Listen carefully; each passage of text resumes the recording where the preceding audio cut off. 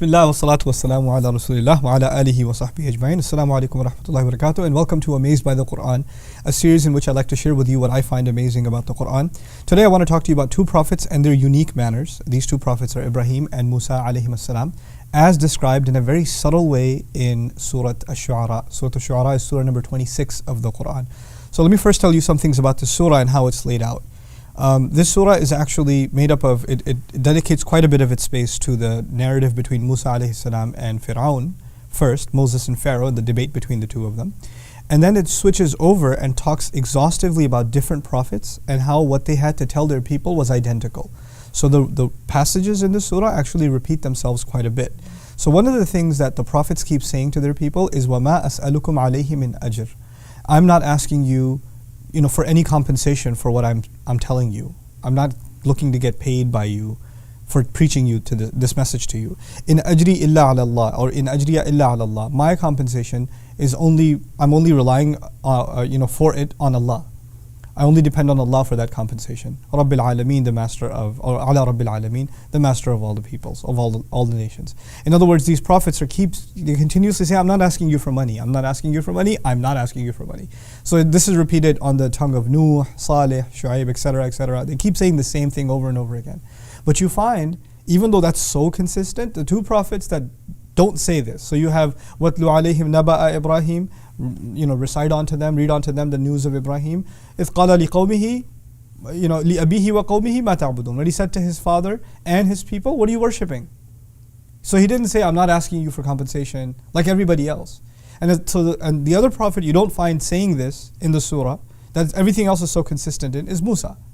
Which is awesome, because Ibrahim alayhi salam is going to be preaching to his dad. And his dad raised him. And his dad spent money on him. So it's really rude and obnoxious to say, I'm not asking you for money. Well, you already have. I've already raised you.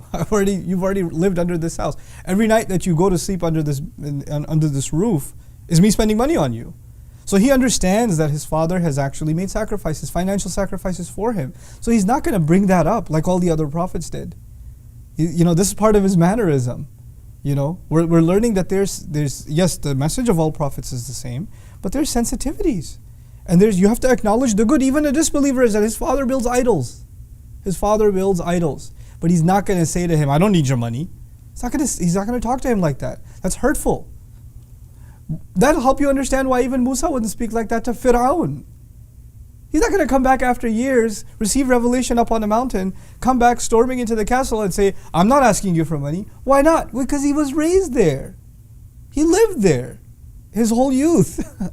He was taken care of, and his mom was taken care of.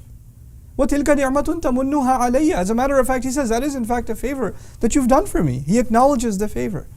The point here, first of all, is to highlight the subtlety and the craft with which the message of Islam is to be delivered, on the one hand.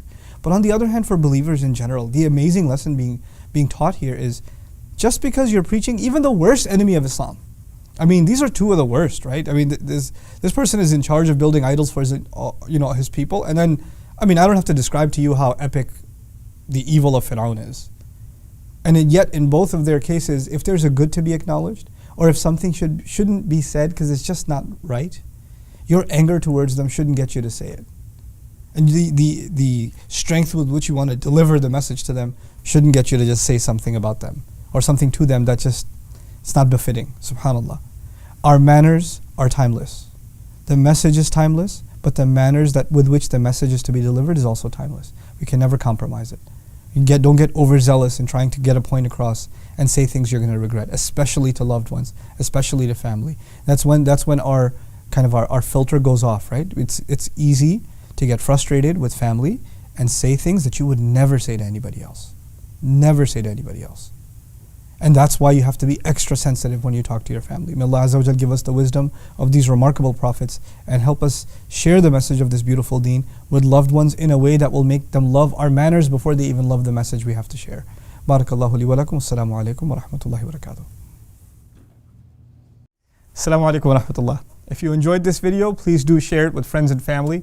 If you want to see more videos from this series, click on the box at the top. If you want to see other videos, click on the box at the bottom. And don't forget to hit the subscribe button. Thanks.